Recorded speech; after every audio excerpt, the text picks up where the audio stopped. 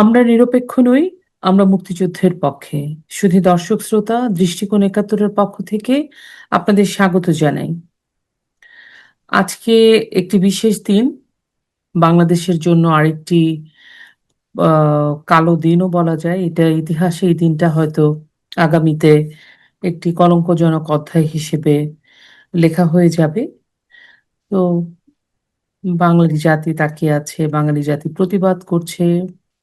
সবকিছুই আমরা আজকে দেখতে পাচ্ছি, দূরে কাছে, দেশের ভিতরে, দেশের বাইরে থেকে যারা আছি, পৃথিবীব্যাপী মানুষ দেখছে। আমরা সেজন্যই চিন্তা করলাম যে আজকের দিনটা এই সময়টাতে আর কিছুক্ষণ পরেই আন্তর্জাতিক অপরাধ ট্রাইব্যুনালে আম শেখ হাসিনা সহ আরো ২ জনের বিরুদ্ধে যে প্রথম যে মামলাটা, সেই মামলাটা তারা করেছে। ক্যাঙ্গারু কোর্টে সেটার রায় দেবে। তো এটা নিয়ে আমরা ভাবছিলাম যে একটু আলোচনা করি, কথা বলি। তো আমাদের সাথে আজকে আলোচনায় যুক্ত হয়েছেন আপনাদের সবার প্রিয় ব্লগার, অ্যাক্টিভিস্ট, কবি, সাংস্কৃতিক ব্যক্তিত্ব, পলিটিক্যাল ক্রিটিক, আপনাদের সকলের প্রিয় শেখ ফরিদ। ফরিদ ভাই, আপনাকে দৃষ্টিকোণ ৭১-এর পক্ষ থেকে স্বাগত জানাই। ধন্যবাদ আপনাকে, সেই সাথে আপনার দৃষ্টিকোণের দর্শকদের অনেক অনেক শুভেচ্ছা। ফরিদ ভাই, আমরা জানি যে বলছিলাম যেটা যে শেখ হাসিনার রায়কে ঘিরে শঙ্কা, হুম, আতঙ্ক এবং আওয়ামী লীগের কমপ্লিট শাটডাউন কর্মসূচি আজকে চলছে। তো আদালতের আশেপাশের এলাকায় তো আপনি জানেন, আমরা জানি যে অনেক নিরাপত্তা বাড়ানো হয়েছে। আমি একটু ভূমিকায় বলি। জি, বাংলাদেশে তো আওয়ামী লীগের কার্যক্রম নিষিদ্ধ। এই অবস্থায় এত কিছুর পরেও আহ, বা আওয়ামী লীগ একদিক দিয়ে ১৩ তারিখে লকডাউন, সফল লকডাউন করলো, কর্মসূচি করলো, আবার এখন শাটডাউন, কমপ্লিট শাটডাউন, এবং গত ২ দিন যাবৎ তারা সেই কর্মসূচিটা পালন করছে এবং ভালো করে স্বতঃস্ফূর্তভাবে পালিত হচ্ছে। এবং এই মামলার রায়টা, এবং সরকার পক্ষ অ্যাডামেন্ট খুব দ্রুত গতিতে এই মামলার রায়টা আজকে দিবে ১১টায় সকালবেলা রায়টা হবে। এদিক দিয়ে শেখ হাসিনার ছেলে সজীবদের জয় রয়টার্সকে বলেছেন, আম, উনি বলেছেন যে আমরা জানি এই মামলার রায় পূর্ব নির্ধারিত, সুতরাং এই মামলার রায় নিয়ে আমরা তোয়াক্কা করি না। কিন্তু বাংলাদেশের মানুষকে সংগঠিত থাকতে বলেছেন এবং এটাকে প্রতিবাদ, প্রতিরোধ করতে বলেছেন, এবং আহ, আওয়ামী লীগ একটা ব্যাপক কর্মসূচি করছে। এই মামলায় মূলত আরো ২ জন আসামি আছেন, একজন সাবেক স্বরাষ্ট্রমন্ত্রী আসাদুজ্জামান কামাল এবং সাবেক আইজিপি চৌধুরী আব্দুল্লাহ আল মামুন। ইন্টারেস্টিং, এটাই প্রথম মামুন সাহেব রাজসাক্ষী হিসেবে জবানবন্দিও দিয়েছেন। এ ধরনের মামলা এটাই প্রথম। তো আপনি এই বিষয়টা নিয়ে আরেকবার আমাদের দর্শকদের বলেন। আমরা জানি অনেক আলোচনা হচ্ছে, কিন্তু তারপরেও। জি, ধন্যবাদ আপনাকে, আবারও আপনার দর্শকদের অনেক অনেক শুভেচ্ছা। আসলে আপনি এটাকে ক্যাঙ্গারু কোর্ট বলেছেন। ক্যাঙ্গারু কোর্টের মিনিমাম একটা যোগ্যতা থাকে, মিনিমাম একটা কোয়ালিটি থাকে। মানে আপনি যাকে ক্যাঙ্গারু কোর্ট বলবেন, তারও একটা যে যোগ্যতা লাগে, কোয়ালিটি লাগে, যেটা সেনাবাহিনীতে হয়ে থাকে। আপনি এটা আমার চেয়ে ভালো জানেন, কারণ আপনার আত্মীয় স্বজন এই সেনাবাহিনী ক্যাঙ্গারু কোর্টে অভিযুক্ত হয়েছিলেন এবং তাদের সাজা দিয়েছিলেন। তো ক্যাঙ্গারু কোর্টেরও মিনিমাম একটা যোগ্যতা থাকে, কোয়ালিটি থাকে। এইখানে আপনারা যাকে ক্যাঙ্গারু কোর্ট বলছেন, আমি এটা ক্যাঙ্গারু কোর্ট বলতে রাজি না। এটাকে আমি নাম দিয়েছি চ্যাঙ্গারু কোর্ট। চ্যাঙ্গারু কোর্ট এই জন্য, মানে এটাকে বুঝাইতে হবে, অনেকেই বুঝে না। জামালপুর অঞ্চলে চ্যাঙ্গা মারা মানে ঢিল মারা, মানে বিচারটা কেউ লিখে ঢিল মেরে দিয়ে দিয়েছে, ওটা দেখে পড়ে শোনাবে, জাস্ট এই। সেই জন্য এটাকে আমি চ্যাঙ্গারু কোর্ট বলতে রাজি, এবং এটা আমি চ্যাঙ্গারু কোর্টই মনে করি। কারণ ক্যাঙ্গারু কোর্ট হলেও মানে একটা কোর্ট যেটা সেনাবাহিনীর ভিতরে ঘটে থাকে, এটা আমরা জানি। আমরা জানি ক্যাঙ্গারু কোর্টে বাংলাদেশে অনেক মানুষের শাস্তি হয়েছে, এবং সেখানে মিনিমাম, মানে আহ, আমরা জানতে পারতাম কম বেশি কোনো না কোনো কিছু। এইখানে দেখেন আপনি, রাজসাক্ষী বানানো হয়েছে। রাজসাক্ষী কখন হয়?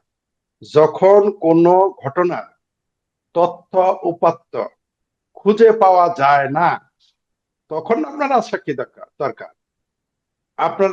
আপনি যখন প্রমাণিত যে আপনি শায়লা আহমেদ লোপা শেখ ফরিদকে মাথায় বাড়ি দিয়েছেন বা শেখ ফরিদের জমি দখল করেছেন, এটা যদি প্রমাণিত হয়, তাহলে তার রাজসাক্ষীর দরকার নেই। অথবা এটা প্রমাণ করার সুযোগ থাকে, কোন রকম এভিডেন্স থাকে যে আপনি শেখ ফরিদের জমি জামালপুরে গিয়ে দখল করে নিয়েছেন শৈশবের দিকে, অথবা শেখ ফরিদের মাথায় বাড়ি দিয়েছেন, সবাই দেখেছে।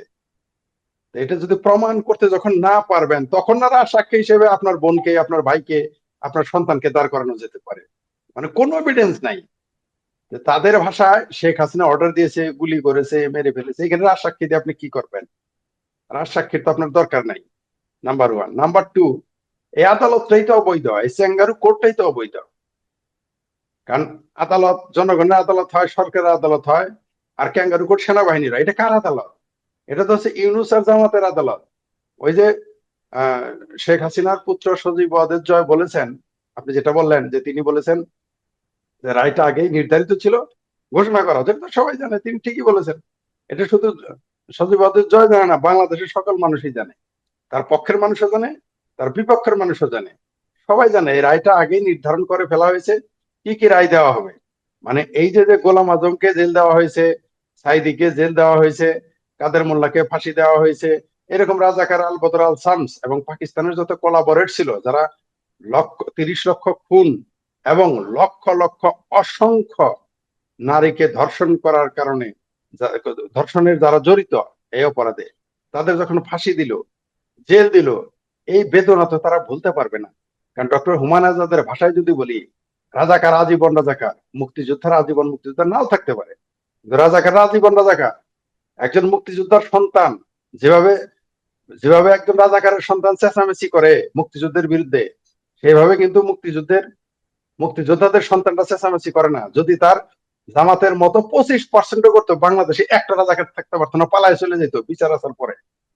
কিন্তু আমরা জানি তারা যেহেতু কেমোফ্লেক্স ড্রেসে আছে, কখনো ছাত্রলীগের ভিতরে হেলমেটে থাকে, কখনো কেউ বলে লুঙ্গির নিচে থাকে, কেউ বলে আন্ডারওয়্যারের নিচে থাকে, কেউ বলে জামাত বিএনপির মধ্যে লুকায় থাকে, তারপরে টুপি দাড়ি এগুলো লেবাসের মধ্যে থাকে, কখনো মসজিদে থাকে, কখনো মাদ্রাসায় থাকে। এইভাবে তারা কেমোফ্লেক্স ড্রেসের মধ্যে থাকে। জনসভা করার তো হিম্মত তাদের নাই, তখন তারা বলে ধর্মসভা। এটা আমরা দেখেছি তফসিরুল কোরআন মাহফিলের নাম দিয়ে তফসিরে জামাত করে আসলে। তো এই যে যে বিষয়গুলো তারা কেন নেয়, ঠিক তেমনি বিচারটাও তাই। জনগণের কাছে যাতে গ্রহণযোগ্যতা, আপনি কোথায় বিচার করতেছেন? যেখানে আপনি আপনারা আমার মধ্যে ফুটবল খেলা হচ্ছে, আমার গোলকিপারটা আপনার লোক, এটা কি হয়? আপনি কাকে আইন আইন মানে শেখ হাসিনার পক্ষে যে আইনজীবী, সে কে? এর আগে একজন তো সরাসরি তার ফাঁসি চাইতো, যে লোকটা আপনার আমার ফাঁসি চায় সেই লোকটাকে আপনি আমার আইনজীবী নিয়োগ দিলেন। নিজের পক্ষে যেটা এখানে পান্না ভাইকে যদি দায়িত্ব দিত, মিনিমাম একটা গ্রহণযোগ্যতা থাকতো। যদি এই আদালত, এই বিচারে স্যাঙ্গারু কোর্টের কোনো বৈধতা দেশে এবং বিদেশে নাই, আপনি নিশ্চিত থাকেন। বিদেশি পত্রিকাগুলোতে আগামীকাল থেকে রায় দেওয়ার পর থেকেই আপনি শুনতে পারবেন যে আদালতেরই বৈধতা নাই। আর পত্রিকার বলতে হবে কেন? বাংলাদেশের মানুষ, এটা কি গোলাম আজমের বাংলাদেশ? এটা কি সাইদির নিজামীর বাংলাদেশ? এটা বঙ্গবন্ধুর বাংলাদেশ। ফরিদ ভাই, বঙ্গবন্ধুর এখানে একটা একটা বিষয়, সেটা হচ্ছে এত কিছুর পরেও দেখেন ওনারা, কোথাও শুনছি যে বিচারকেরা নাকি কোর্টের মধ্যেই থেকে যাবে, তাদের জন্য সোনারগাঁ হোটেল থেকে খাবার আসবে, নিশ্চিত নিরাপত্তা বেষ্টন করা হয়েছে। আমাদের 2013-তে যুদ্ধাপরাধীদের যে বিচার হলো, তখন নিরাপত্তা তো ছিলই, কিন্তু এইরকম অবস্থা তো ছিল না। তো মানে এত যদি মানে ওনারা ফ্রি অ্যান্ড ফেয়ার বলতে চাচ্ছে নির্বাচন একদম, তারপরে এটাকে বিটিভিতে প্রচার করা হবে, বিটিভিতেও যে প্রচার করার একটা পারমিশন তথ্য মন্ত্রণালয় দিল, তো এই জায়গাগুলো এত নিরাপত্তাই বা কেন লাগছে?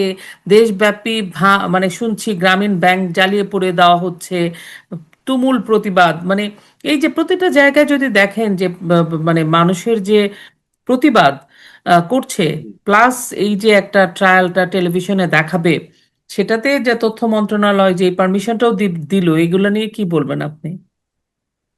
এগুলো কে পারমিশন দিল? ওই যে 19 ঘর পাড়া 20 ঘরে আমরা বিচার করে কারা? কারা? বিষয়টা এরকম, এটা আমরা জামালপুরের গল্প। তো এরা 19 ঘর পাড়ার মধ্যে 20 ঘরই তারা। তো এই বিচারকে আমরা থোড়াই কেয়ার করি, স্যাঙ্গারু কোর্টকে আমরা থোড়াই কেয়ার করি, এই স্যাঙ্গারু কোর্টকে আমরা থোড়াই মান্য করি। তারপরেও বলি, আপনি দেখেন তারা বিচার করতে যাচ্ছে, 5.5 লাখ আনসার, 1.5 লাখ পুলিশ, 1 লাখ আর্মি। আর শুধু আর্মি না, আর্মিকে আবার উইথ ম্যাজিস্ট্রেসি পাওয়ার।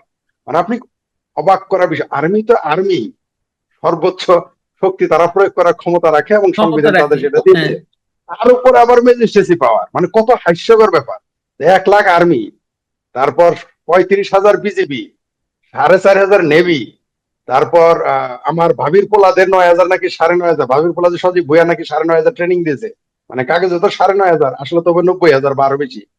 জামাতের 25,000 জেহাদি, চর্ম নাই, আরো ইত্যাদি ইত্যাদি। তারা আমার ভাবির পোলাদের সংগঠন এনসিপি, বাকি বাদির পোলা হাদির সংগঠন, মানে এরা সব মানে মূলত এখন আওয়ামী লীগ শেখ হাসিনা ভার্সেস সমগ্র সরকারের সকল সংস্থা এবং স্বাধীনতা বিরোধী সকল সংগঠন ইনক্লুডিং বিএনপি। আপনি দেখেন বিএনপিরও মিছিল করতেছে। তো এটা শেখ হাসিনার বিচার হবে, এখানে সরকার করবে, সরকার দায়িত্ব নিবে। বিএনপি কেন মিছিল করে? বিএনপি তো জামাত বলেছিল কেন মিছিল? করবে না কিছু। হ্যাঁ, কিন্তু মিছিল করতেছে তারা।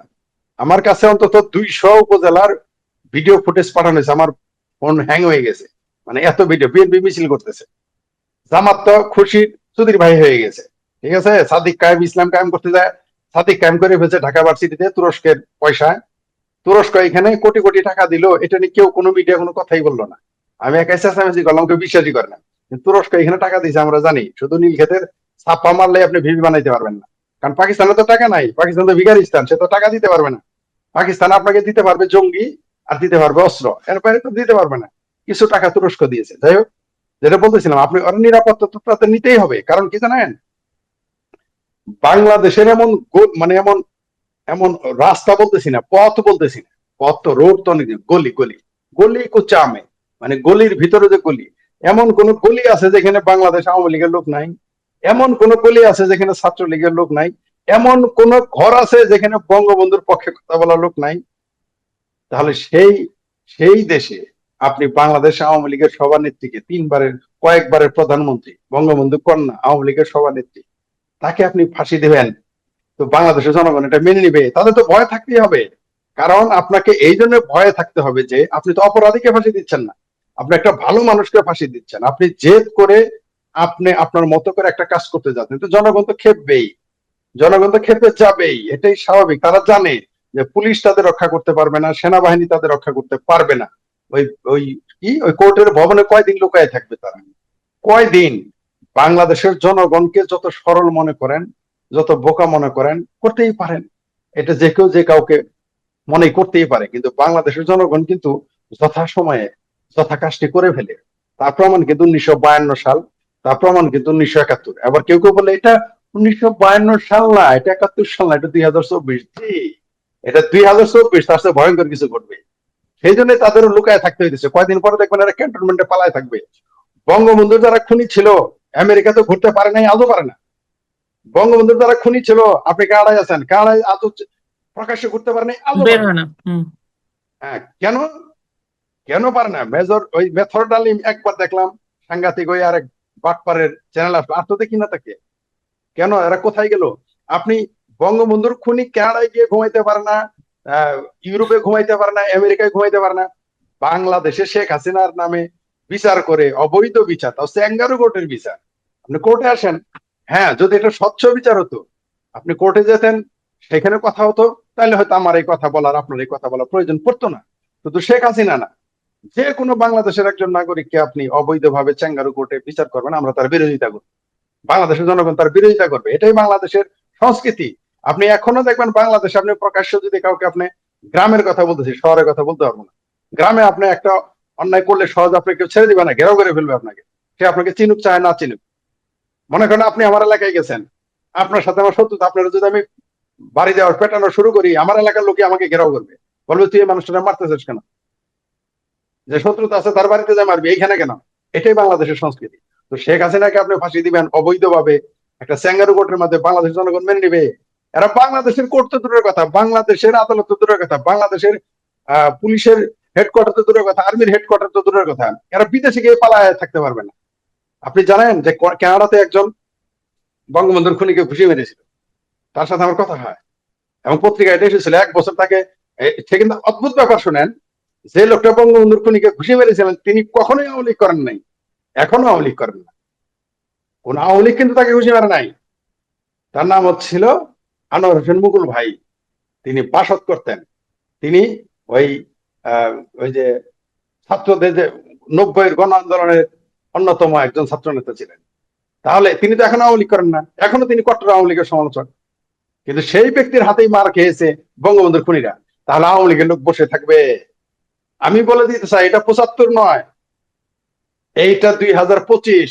তুমি বঙ্গবন্ধুর হত্যা করে তোমরা পার পেয়ে গিয়েছিলে অনেকদিন, কিন্তু এইবার আদালতের জন্য আমাদের বসে থাকতে হয়েছে। শেখ হাসিনার বিরুদ্ধে কিছু করলে বা মুক্তিযুদ্ধের চেতনা এবং মুক্তিযোদ্ধাদের বিরুদ্ধে কিছু করলে তোমাকে বাংলাদেশের জনগণ ছাড়বে না। সেটা আমেরিকা যাও, কানাডা যাও, বাংলাদেশ তো দূরের কথা, এরা তো কয়দিন পরে পালাবে। আপনি নিশ্চিত থাকেন, এরা যারা এই আদালতে রায় দিয়েছে, রায় দিতে যাচ্ছে স্যাঙ্গার কোর্টে, এরা বউ বাচ্চা নিয়ে সব বিদেশে পালাবে, সব পালাবে, পালায় চোরের মতো জীবনযাপন করবে। আপনি এটা নিশ্চিত থাকুন। আহ, আহ, আচ্ছা, ফরিদ ভাই, আমার কাছে মনে হচ্ছে যে এই যে একটা জোর জার করে মনে হচ্ছে যেন জোর জার করে ওনারা রায়টা দিবেনি। প্রতিহিংসা তো আছেই।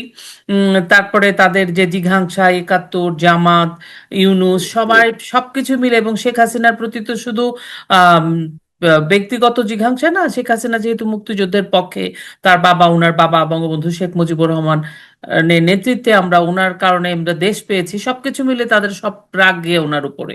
সেটা তো ঠিক আছে, জি। কিন্তু মনে হয় না যে এত দ্রুততার সাথে অ্যাডামেন্সি নিয়ে মনে হয় করবই, যা হয় হবে। এটা মনে হচ্ছে না যে ওনারাই যে আমরা বলি যে সে ইউনুস গভর্নমেন্ট এখন একটা সুতার মধ্যে আছে, যে সে একটু গুঁতা দিলেই পড়ে যাবে, এবং পড়ে সে যাবেও আসলে।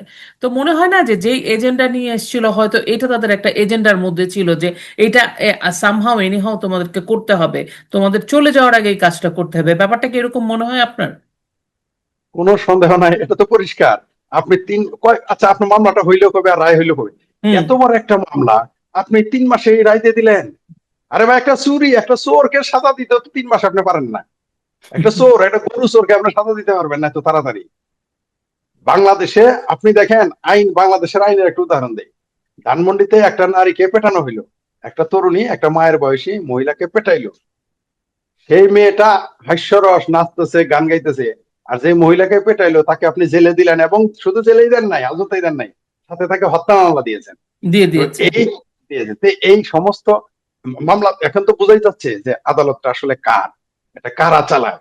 এটা অবশ্যই তাদের একটা এজেন্ডা, শুধু শেখ হাসিনা না। আপনি দেখবেন মুক্তিযুদ্ধের পক্ষের যত মানুষ আছে, সব মানুষগুলোকে তারা ঝোলানোর জন্য স্বপ্ন দেখতেছে, যদিও তাদের সকল স্বপ্ন ব্যর্থ হবে। অত নালী আদেশের না, শেখ হাসিনা বঙ্গবন্ধুর কন্যাকে তোমরা ফাঁসি দিয়ে যাবা। যদি শুধুমাত্র বঙ্গবন্ধুর কন্যা ফাঁসি, প্রশ্নটা তো সেইখানে না। আপনি যেটা বললেন, তিনি একটা প্রতীক। তারা আসলে 71-এর মুক্তিযুদ্ধের প্রতিশোধ নিতে চাচ্ছে শেখ হাসিনাকে ফাঁসি রায়ের মধ্য দিয়ে। বাংলাদেশের জনগণ এটা থোড়াই কেয়ার করে, আর বিশ্বে এটা হাসাহাসি করবে।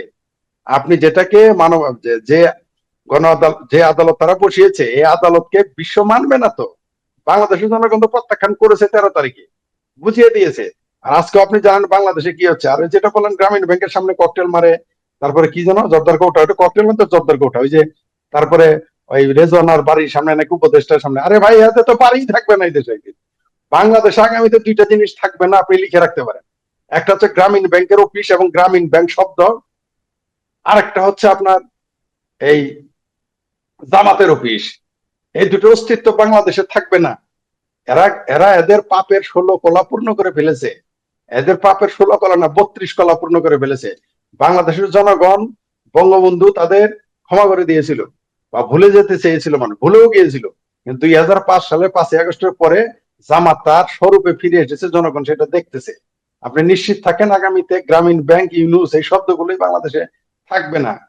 আপনি বাংলাদেশে যার এখনো 35 থেকে 40% জনসমর্থন, আপনি তাকে আদালতের চ্যাঙ্গারু কোর্টের মাধ্যমে তাকে ফাঁসি দিবেন।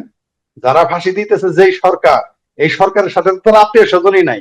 আপনি দেখেন তো, রাজের রেজওয়ানা বন্যাকে, রেজওয়ানা সাহেবকে, বেলাকে যায় বলেন, তার নাম উপনামে আমরা বেলা দিয়েছি, রেজওয়ানাকে গিয়ে বলেন তো তার এলাকার লোক তাকে চিনে কিনা। ডক্টর ইউনুসকে বলেন তো যে তার আত্মীয় স্বজন তাকে পছন্দ করে কিনা। ওই যে তাজুল ইসলাম নাকি কি যেন একটা আছে, আমাদের আগে জানতাম এটা অন্য জায়গায়, পরে শুনি সেবার বাস্তব আমাদের জামালপুর বাড়ি। এই বদমাইশটা যে, এই এই কি যেন নাম ভুলে গেছি, ওই ওই ওই ওরা জামালপুর চিনে কে? ও জামালপুর, ওর ভূমিকা কি? বাংলাদেশ তো দূরের কথা। এরা বাংলাদেশে শেখ হাসিনাকে ফাঁসি দিবে, আর বাংলাদেশের জনগণ মেনে নিবে? এই গ্রামীণ ফোন থাকবে? এই গ্রামীণ, আচ্ছা, তার 2টা ব্যবসা আছে, একটা হলো গ্রামীণ ফোন আর হলো গ্রামীণ ব্যাংক। এই 2 ব্যবসা ছাড়া কোথায় সে লাভ করতে পারছে আজ পর্যন্ত? এটা আমি নৌমি পিয়াল, পিয়াল ভাই এটা প্রশ্ন করেছে। কথা তো সত্য, আমরা তো এভাবে চিন্তা করি নাই। এই 2টা সে কিভাবে আছে? সে সরকার এবং বিদেশি সহযোগিতায় ঠিক আছে। এই ব্যবসা তো ফায়দা নাই, লাভ হয় নাই। ব্যবসা করা এত সস্তা? কিস্তি কিস্তি দিয়ে আপনি এত সুবিধা পাবেন? একটা জি জি একটা বিষয় সোশ্যাল মিডিয়াতে দেখছিলাম, যেহেতু বাংলাদেশের মানুষ খুব ক্ষুব্ধ, আসলে কে করছে সেটাও তো বলা যাচ্ছে না।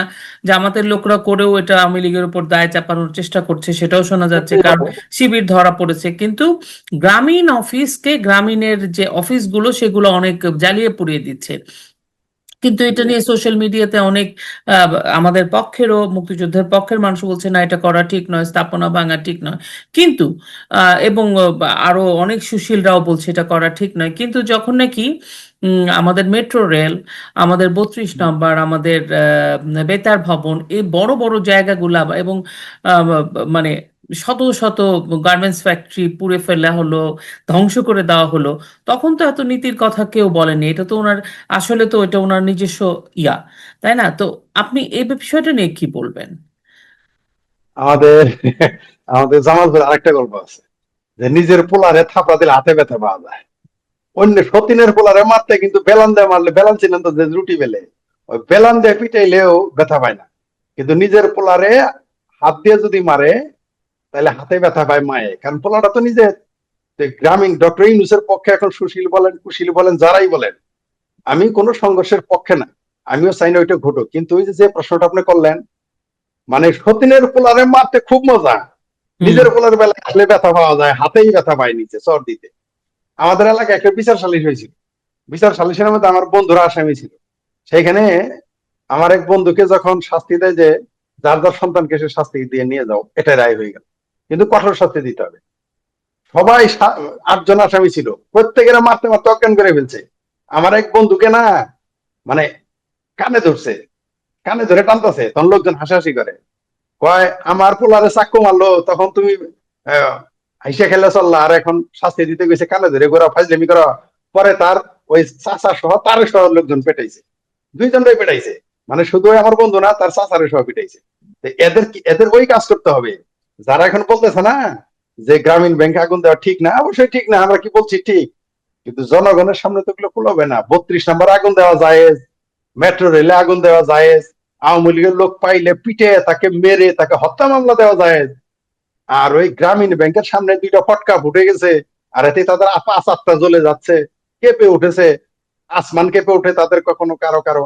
আমরা তো দেখেছি যে ছাত্রকে থাপ্পড় দিলে পুলিশে শাহবাগ থানায় নিলে আসমান কাঁপে। এখন ছাত্রলীগকে মেরে ফেললে এখন কারো আসমান তো দূরের কথা, জমিনও কাঁপে না। এই হচ্ছে তো তাদের সিলেক্টিভ মানবতাবাদ। যে সমস্ত সুশীলরা বলতেছেন, সুশীলরা বসে থাকেন, আপনাদের ধরে রাখছে, আপনারা এগুলো বলতে থাকেন, কিন্তু যখন 32 নম্বর ভাঙছে তখন এর প্রতিবাদ করেছিলেন কিনা সেটাও আমরা একটু জানতে চাই। আমরা এটাও জানতে চাই, যখন বীর মুক্তিযোদ্ধা ফজলুর রহমানের বাসার সামনে গিয়ে যে মেয়েটা বিশ্রী বিশ্রী ভাষায় কথা গালি দিল, তখন আপনারা কোথায় ছিলেন আমরা একটু জানতে চাই। তিনি যখন চাঁদাবাজিতে জেলে গেলেন, তখনও যে আপনারা মুখ লুকাইলেন, এটা নিয়ে কথা বলেন না, তাও আমরা জানি। আবারও বলি, বাংলাদেশের জনগণ সবকিছুরই বিপরীত প্রতিক্রিয়া আছে।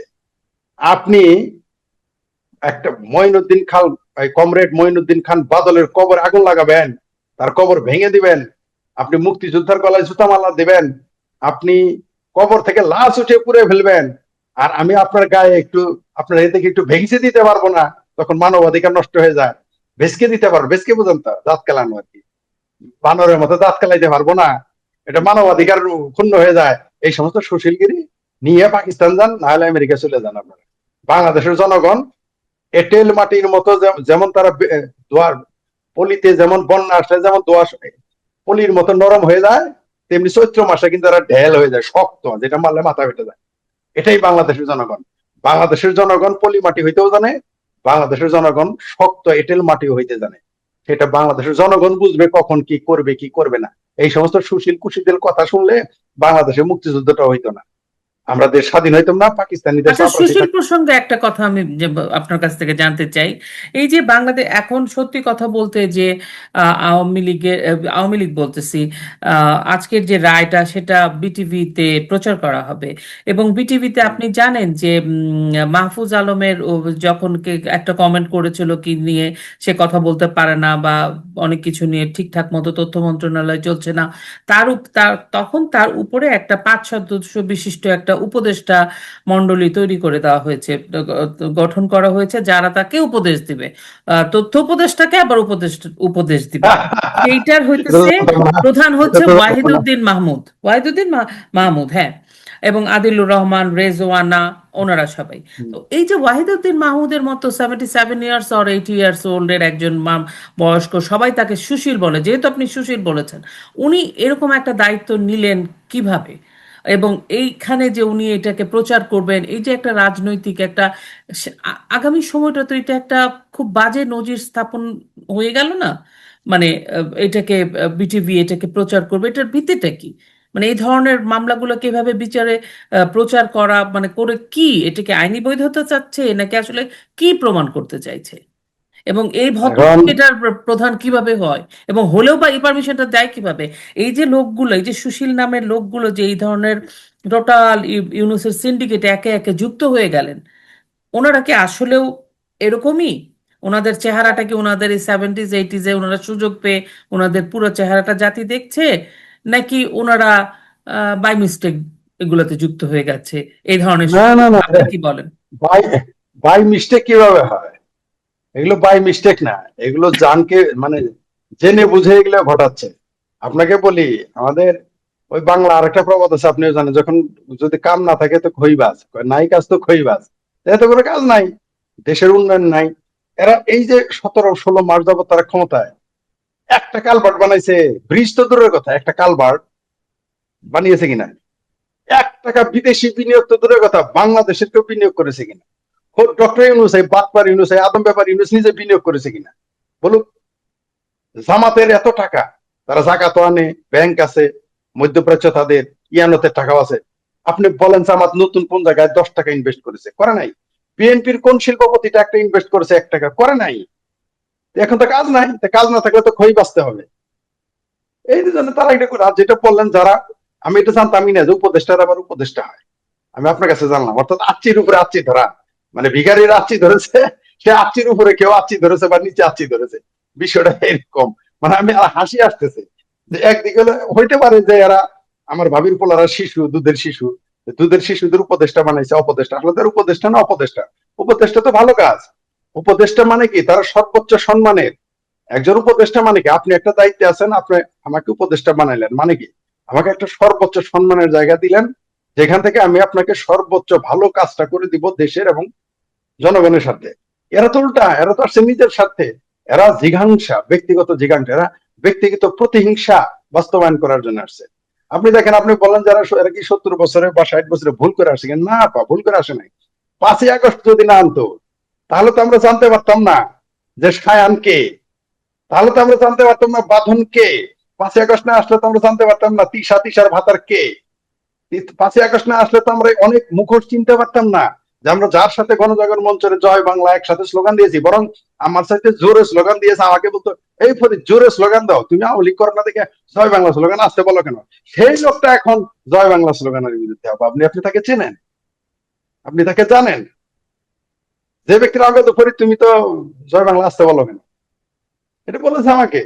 হাস্যকর ব্যাপার। সেই লোকটা এখন শেখ হাসিনা ফাঁসি যায়, সেই লোকটা এখন বলতেছে আওয়ামী লীগ স্বৈরাচার, সেই লোকটা বলতেছে বঙ্গবন্ধু খুব মন্দ লোক তার দৃষ্টিতে। এখন অদ্ভুত ব্যাপার। আবার 5 আগস্ট না হলে তো আমরা জানতে পারতাম না যে গণজাগরণ মঞ্চে যে ছেলেটা আরিফ রহমান, আমাদের পছন্দের মানুষ, তার মতো গবেষক উল্টে গেল, যে পিনাকি ল্যাংটা সুলেমান পিনাকি ভট্ট, যারা দেখার জন্য দাঁড়ায় থাকতাম, হায় হায় এত বড় নেতা, তিনি ভাষণ দেবে একটু শুনি, মানে তার পিছনে, পিছনে না তার পিছনের পিছনে দাঁড়িয়ে থাকতে হলে নিজেকে ধন্য মনে করতাম। সেই লোকটা এখন হয়ে গেছে 1 নম্বর গণজাগরণ মঞ্চ বিরোধী এবং জামাতের আমির হয়ে গেছে মুশরিক শাখা। তো আপনার 5ই আগস্টে খুবই প্রয়োজন ছিল। হ্যাঁ, বাংলাদেশের অনেক কষ্ট হয়েছে, বাংলাদেশের জনগণের কষ্ট হচ্ছে, বাংলাদেশ সার্বভৌমত্ব ঝুঁকিতে। এবং জানেন যে আজকে একটি চুক্তি হবে বিদেশিদের সাথে। দেখেন কোন সময়টা তারা বেছে নিয়েছে। আজকে তারা লাখো, ওই যে বললেন না পুলিশ নামিয়েছে কেন? শুধু কি শেখ হাসিনার ওই চ্যাঙ্গারু কোর্টের বিচারের কারণে? নো, তারা আজকে জানে বাংলাদেশের জনগণ যে কোনো মুহূর্তে রুখে দাঁড়াবে। কারণ আজকে তারা বিদেশি শক্তির সাথে, বিদেশি সাম্রাজ্যবাদীদের হাতে বাংলাদেশের সাথে একটা চুক্তি করে কোনো না কোনো কিছু তুলে দিচ্ছে। এটা তো তুলে দেওয়ার জন্য আসছে, আর এরা তো রাজনীতিবিদ নয়। যারা বলে আসলে খুঁটির জোরে তো পাঠা কুদে, এদের পিছনে খুঁটি আছে। আপনি এই যে চুক্তির কথাটা বললেন না, আমি প্রথম আলোর একটা নিউজই বলি। নিশ্চয়। অস্বাভাবিক দ্রুততায় লালদিয়া পানগাঁও টার্মিনালের চুক্তি আজকে, হ্যাঁ। চট্টগ্রাম বন্দরের লালদিয়া চরে টার্মিনাল নির্মাণ ও পরিচালনার জন্য বন্দরের সাথে ডেনমার্কের মালিকানাধীন এপিএম টার্মিনালসের দীর্ঘমেয়াদী চুক্তি হবে আজ সোমবার। ঢাকা ইন্টারকন্টিনেন্টাল হোটেলে এদিন সকালে এই চুক্তি স্বাক্ষরের কথা রয়েছে। অস্বাভাবিক দ্রুততায় এই দীর্ঘমেয়াদী চুক্তি করা নিয়ে এরই মধ্যে প্রশ্ন উঠেছে। মানে শব্দটা ভেতরে পেছন দিয়ে অনেক কিছু তারা করছে সামনে এই রায়টাকে রেখে। জি, আপনি শব্দটা খুব সুন্দর বলেছেন। প্রথম আলো আমাদের মতি কাকা হ্যাঁ, ভালো আমি লিখেছে এদেরটাই গতিটা। নেই, এদেরটা। জি, এটা এটা একটা এটা প্রেস নিতে করেছি চাচ্ছেন। আমি। জি জি জি জি, না ঠিক আছে, এটা না নিলে আবার দোষ হবে, বলবে আমরা ভারত থেকে খবর আনছি, দরকার খবর নেই, আপনি আনছি, নিবেন। বুঝছেন, এই তো। জি জি জি জি, ভারত থেকে আনছি, রাশিয়া থেকে আনছি বলবে। শুনেন, শব্দটা দেখেছেন অস্বাভাবিক দ্রুত গতিতে। এই স্বাভাবিক দ্রুত। অস্বাভাবিক দ্রুত গতিতে কিন্তু বিচার হচ্ছে। মানে ঝটিকা, আমাদের এলাকায় একটা ট্রেন ছিল, নাম ছিল ঝটিকা এক্সপ্রেস, যেটা সবচেয়ে দ্রুত গতিতে চলতো, মানে ইন্টারসিটি আসার আগে। আচ্ছা, আগে। এটা তো আপনি জানেন। তো ওই ঝটিকা এক্সপ্রেসের গতিতে বাংলাদেশের শেখ হাসিনার চেঙ্গারু কোর্টে বিচার চলছে। ঝটিকা এক্সপ্রেসের গতিতে চুক্তি হচ্ছে। ঝটিকা এক্সপ্রেসের গতিতে ইউনুসকে বিদায় নিতে হবে। আপনি নিশ্চিত থাকেন, এগুলো আমরা থোড়াই কেয়ার করি, জনগণ থোড়াই কেয়ার করে। এরাও জানে। এই যে এই যে সুশীল কুশীল, আপনি দেখেন, এই বাংলাদেশে বলা হচ্ছে সংবিধান মানে না, সংবিধান ছুঁড়ে ফেলে দিবে। একবার বলে নাই, সেভারাল টাইম তারা বলেছে, এবং এখনো বলছে। সুশীলরা তখন কোথায় ছিল? যারা বলে সংবিধান ছুঁড়ে ফেলে দিবে। বঙ্গবন্ধু নাকি স্বাধীনতা যুদ্ধ চায় নাই, বাংলাদেশের বিএনপির এক বড় নেতা বলেছেন। বঙ্গবন্ধু 19 বছর জেল খেটেছিল বিএনপির সেই নেতার মায়ের ভাতারকে রক্ষার জন্য, মনে হয় তাই। বঙ্গবন্ধুর স্বাধীনতা চায় নাই, পাকিস্তানে পালিয়ে গিয়েছিল কি বিএনপি কে প্রতিষ্ঠিত করার জন্য, জামাতকে প্রতিষ্ঠিত করার জন্য তিনি 19 বছর জেল কেটেছিলেন। এই কথাটা তারা বলে না। এই হচ্ছে আমাদের দেশ। এবং সুশীল যারা আছে, এই যে সুশীল কুশীল যাদের দেখেন, তাদের চরিত্র প্রকাশ হয়ে গেছে। আসলে সুশীল কারা? সুশীলটা হলো জামাতের ক্লিন শেপ ভার্সন। আপনার মতো এরকম টিপ পরা আলাও 2-4 জনকে আমরা দেখেছি কিভাবে স্লিপ করেছে। সুন্দর, একদম। আপনি দেখেছেন, আপনি দেখেছেন। এবং তারা আপনার সাথে বড়, আপনি তো আওয়ামী লীগ করেন না, তারা আওয়ামী লীগার ছিল, আমরা দেখেছি, তাদের চিনি। তারা গান গাইতো, নাচতো, ঢোল পিটাইতো, জোরে জোরে জয় বাংলা। আপনার পরিবারের সব মুক্তিযোদ্ধা, তাদের মুক্তিযুদ্ধ তো নাই, কিন্তু তারা আপনার সাথে বড় মুক্তিযোদ্ধার সন্তান সেজে গিয়েছিল, আমরা দেখেছি। তারা আপনার সাথে বড় বড় টিপ এবং আরো কিছু পরে আসতো, এবং আপনার সাথে আরো জামা কাপড় কম পরে আসতো, আমরা দেখেছি। এখন আজকে তাদের চরিত্রটা দেখেন তো। চরিত্র বলতে আমি ব্যক্তিগত বলি নাই, মানে তাদের রাজনৈতিক চরিত্র কোথায় গিয়ে ঠেকেছে। তাদের কাছে আওয়ামী লীগ, ফ্যাসিস্ট, জামাত হচ্ছে নির্দোষ। তাদের কাছে বঙ্গবন্ধু হইল স্বৈরাচার, গোলাম আজম, বিএনপি, চরমনাইয়ের পীর, সুরেশ্বরী পীর, তারপর মানে সব এখন তারা সব হলো গণতান্ত্রিক। আর বঙ্গবন্ধু গণতন্ত্র চাই নাই। তাদের কাছে আমাদের আরেকজন আছে, বাংলাদেশে তো 2টা গাভী, একটা হলো কুত্তা গাভী, আর হলো কমরেড গাভী। তো কুত্তা গাভীর আলাপ বাদ। কুত্তা গাভী তো ও কখন কি বলে নিজেই জানে না, নিজের বাড়ি ঘর পুড়ে বলে যে আওয়ামী লীগ পুড়িয়ে দিছে। আর আমাদের আরেক আছে কমরেড গাভী, তিনি তো বলেই দিয়েছেন সংবিধান এটা ভারত থেকে আনা। ঠিক আছে। অথচ তার দলকে বলা হয় আওয়ামী লীগের দোসর। অথচ বঙ্গবন্ধুর সরকারি উপদেষ্টাই ছিল কমিউনিস্ট পার্টির সভাপতি, কমিউনিস্ট পার্টির নেতা মনি সিং। মনীষ। এগুলো এগুলো কমরেড কাফি এগুলো ভুলে গেছেন বা ভুলে থাকতে চান। ভুলে থাকতে চান তার ব্যাপার, আমরা তো ভুলি নাই, আমরা তো পড়েছি, আমরা দেখেছি। তো আপনি যেটা বললেন যে এখানে তারা চুক্তি করতে, অস্বাভাবিক দ্রুত গতিতে বিচার হবে, অস্বাভাবিক দ্রুত গতিতে বাংলাদেশকে পাকিস্তান হাতে তুলে দিবে, অস্বাভাবিক দ্রুত গতিতে বাংলাদেশকে তুরস্কের কাছে দিয়ে দিবে, অস্বাভাবিক গতিতে পাকিস্তান থেকে জঙ্গিরা আসতেছে। আপনি দেখেন, পাকিস্তানের জামাতের নেতা বাংলাদেশে ভাষণ দিয়েছে, এই যে তথাকথিত কাদিয়ানি বিরোধী আন্দোলনে। বাংলাদেশের স্বরাষ্ট্রমন্ত্রী জানেই না, জাহাঙ্গীর ভাই টাকলা, আধা টাকলা জাহাঙ্গীর ভাই জানেই না, সে খবরই জানে না। পাকিস্তান থেকে জামাতের নেতা হিসেবে ভাষণ দিল, তিনি জানেন না। কাশ্মীরের জঙ্গিরা বাংলাদেশে ঘুরতেছে, জানে না, ওয়াজের নামে। আচ্ছা বাদ দিলাম, ওয়াজ করতেছে, হুজুর জানে না। এই যে কাদিয়ানিদের বিরোধী সমাবেশে এসে ভাষণ দিল পাকিস্তানের কাশ্মীরের জঙ্গি নেতারা, বাংলাদেশের সরকার জানে না। তারা নিজেরা মাইকে ঘোষণা দিচ্ছে এখন কাশ্মীরের অমুক নেতা ভাষণ দিবেন, বাংলাদেশের স্বরাষ্ট্রমন্ত্রী জানে না। জানে না। এরা এরা এরা এগুলো কিছুই জানে। ওই যে নিজের পোলারে মারতে, গায়ে হাত দিতে, থাপ্পড় দিতে হাতে ব্যথা পাওয়া যায়, সতীনের পোলা হইলে না আওয়ামী লীগ পাইলে না বোঝা যাইতো কি তারা জানে তার কি মানে জানে কি না। এটা একটা ব্যাপার দাঁড়াতে পারে যে আসলে পাকিস্তান থেকে কারা আসছে কারা যাচ্ছে ঠিক মতো কোনো কিছুই মানে তাদের জন্য সব ছাড় ইমিগ্রেশনে সেরকম কোনো কিছু নাই, কারণ আসলে তো কোনো আমাদের যে বর্ডার গার্ড বা কিছু সেরকম নিশ্চয়ই কোনো ব্যাপার আছে, না হলে এই ধরনের পাকিস্তান থেকে আমি যতদূর জানি যে গত 15 বছর 7 মাস আমি নিজে অনেক ইউটিউবে বিভিন্ন শো দেখতাম, যে অনেক পাকিস্তানি ছেলে মেয়েরা এসে এখানে আমাদের গার্মেন্টসেও কাজ করেছে সে সময়, যে যারা 70-এর আগে জন্ম নিয়েছে তাদের জন্য ভিসা পাওয়াতে একটা দুরূহ ব্যাপার ছিল, আর যারা পরে জন্ম নিয়েছে 71-এর তারাও অনেক অনেক সিকিউরিটি চেক অনেক কিছুর পরে, পাকিস্তানের কথা বলছি, ভিসা পেত, বিকজ ওখানে একটা বাংলাদেশের সাথে পাকিস্তানের তো একটা ব্যাপার আছেই, অমীমাংসিত ব্যাপার। সো এখন এরকম লোকরা এসে জঙ্গিরা এসে এই করছে ওই করছে, স্বরাষ্ট্রমন্ত্রী উপদেষ্টা জানে না, তার মানে কি পাকিস্তানের জন্য বোধহয় এক্সট্রা কোনো ছাড় দেওয়া আছে এরকম কি মনে হয়? এটা কি আর বলতে হয়? হুম। এই যে দেখেন মামুনুল হক দুবাই থেকে আফগানিস্তানে গিয়েছে, হুম। সে নিজে লাইভে বলেছে তার ভিসা লাগে নাই, তার ভিসা সিল দেয় নাই। কি বুঝলেন? দুবাই থেকে একটা দেশ থেকে এক দেশে গেলেন, আবার ফিরে গেলেন, সেখান থেকে বাংলাদেশে এলেন, তার পাসপোর্টে আফগানিস্তানের সিল নাই, ইমিগ্রেশনের সিল নাই, ভিসা নাই। কি বুঝলেন? দালমে কুস্তা কালা হায়। তো যে পাকিস্তানের জন্য তো বাংলাদেশকে ওপেন করে দেওয়া হয়েছে, তাদের জন্য কোনো সিকিউরিটি পাকিস্তানিদের পারে না। তো এখন জাহাঙ্গীরেরা, এই জাহাঙ্গীর ভাইরা, আমার ভাবির পোলারা তার মায়ের নিয়ে তুলে দেয় এখন পাকিস্তানের কাছে। এখন এইটুক পাত আছে তাদের। 71 সালে কি করে নাই? রাজশাহী বিশ্ববিদ্যালয়ের 71 সালে রাজশাহী বিশ্ববিদ্যালয়ের ভিসির নামটা ভুলে গেছি, তিনি পালিয়ে পাকিস্তান চলে গিয়েছিলেন। ওই ভিসির বউকে বলা হয়েছিল যে আপা আপনি কিছু করেন, আপনার সাথে বিহারিদের সৈন্যদের সম্পর্ক ভালো, এই যে আমাদের নারীদের ধর্ষণ করতেছে এদের হাত থেকে আমাদের রক্ষা করেন, একটু নিষেধ করেন। সেই ভদ্র মহিলা কি জবাব দিয়েছিল জানেন? এটা অন রেকর্ড, বইতে আছে, সাক্ষাৎকারে আছে। সে কি বলেছে জানেন? বলছে এত দূর থেকে ইসলামী বাহিনীরা আসছে, তাদের খায়েশের জন্য তো নারী দরকার।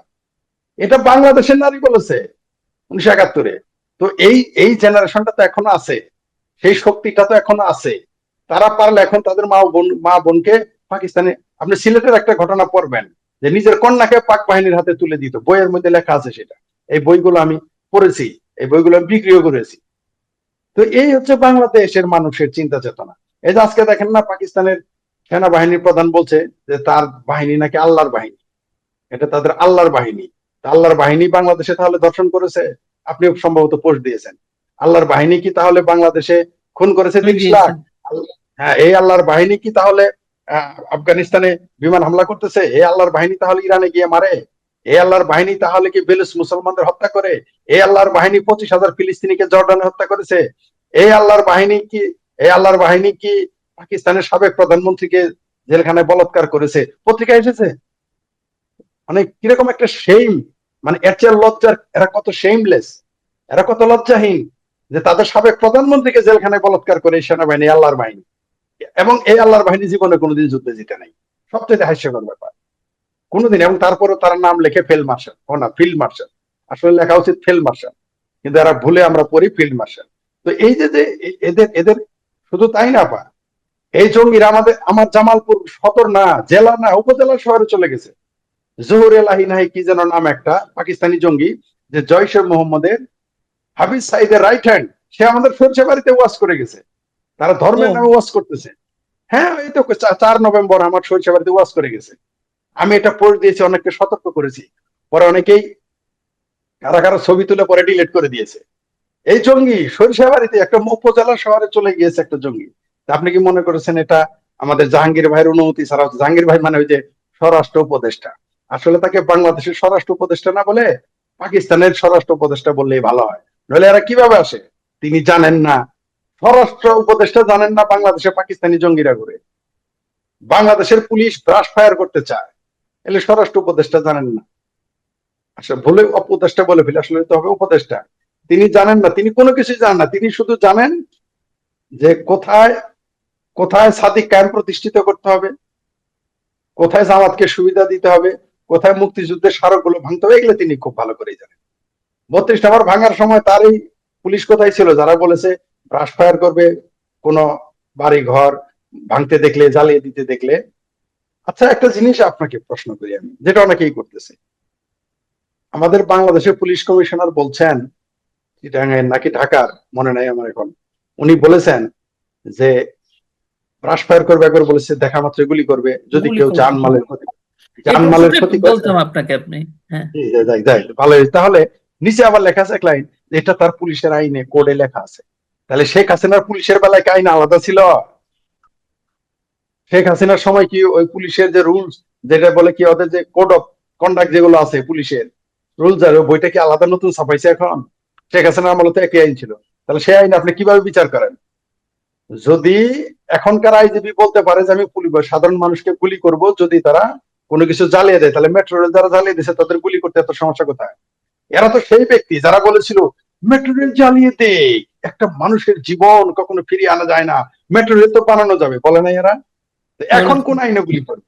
এখন কোন আইনে গুলি করবে যখন তারা বলেছে বাস পুড়িয়ে দিয়েছে, বিটিভি ভবন পুড়িয়ে আচ্ছা, এই সেই বিটিভি ভবন তো যারা জ্বালিয়ে দিয়েছিল, সেই বিটিভি ভবনে তো শেখ হাসিনার তথাকথিত চেঙ্গারু কোর্টের বিচার দেখানো হবে, তাই না? এই বিটিভি ভবনে। এবং ওনার ওনার যে 5টা অভিযোগগুলো কিন্তু জানেন, উস্কানিমূলক বক্তব্য প্রদান, উনি নাকি উস্কানিমূলক বক্তব্য দিয়েছে, যাতে সেটা শুনে নাই।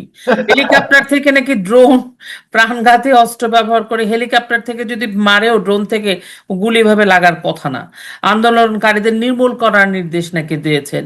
বেগম রোকেয়া বিশ্ববিদ্যালয়ের ছাত্র আবু সাইদকে গুলি করে হত্যার নির্দেশ, যেটা আমরা জানি যে আবু সাইদের পিছনে রক্ত ছিল মাথার। রাজধানীর চাংখারপুর এলাকায় আন্দোলনরত 6 জনকে গুলি করে হত্যার নির্দেশ। আশুলিয়ায় 6 জনকে পুড়িয়ে হত্যার নির্দেশ। এগুলো নাকি সবই শেখ হাসিনা দিয়েছেন, সেটা বলতে চাচ্ছেন ওনারা। তো এবং এটার এর জন্য এই যে 3 জনের, তো এই যে একটা ব্যাপার, এই যে যা হয়ে গেল, শেখ হাসিনা আহ, বলেছেনও যে আমি খুব মানুষের প্রাণের বিনিময়ে আমি ক্ষমতায় থাকতে চাই না, আমি সেই জন্য ক্ষমতা, আমি বলেছি ঠিক আছে আমি চলে যাব। কিন্তু এই যে আজকে যে এই রায়টা হচ্ছে, এই রায়টা তো এক প্রকার আমরা সবাই জানি প্রহসন করে এই জন্য, কারণ 1 বছরও আগে একটা ঘটনা ঘটে গেছে। যদি বলে বলে তারা যেই মামলাগুলার কথা তারা বললো, যে অপরাধগুলার কথা, তাতে করে তাদের রাজবন্দি লাগবে আবার। মানে কি, তাদের কাছে সাক্ষী নাই, প্রমাণ নাই, কিছু নাই, কিন্তু তারা বলছে রাজসাক্ষী লাগবে, রাজসাক্ষী রাজসাক্ষী লাগবে। লাগবে তাদের আবার একটা। তো সবকিছু মিলিয়ে আজকের দিনে যে এই যে বিচারটা, একটু পরেই তো রায়টা দিবে না, যেই রায় দেখ আমরা অনুমান করতে পারছি কি রায় দিবে, কারণ তার যে শেখ হাসিনার যে উকিল, তারই রেকর্ড ফাঁস হয়ে গেছে। কিন্তু এই রায়ের পরে এই যে এখন যে বাংলাদেশের মানুষের যে প্রতিবাদ, আওয়ামী লীগ সহ, আওয়ামী লীগ তো আছেই, আওয়ামী লীগের অনেকে পালিয়ে আছে, আপনারা জানেন যে এই 16 মাস যাবৎ আপনি নিজেও তো আসলে নিজের দেশে নাই।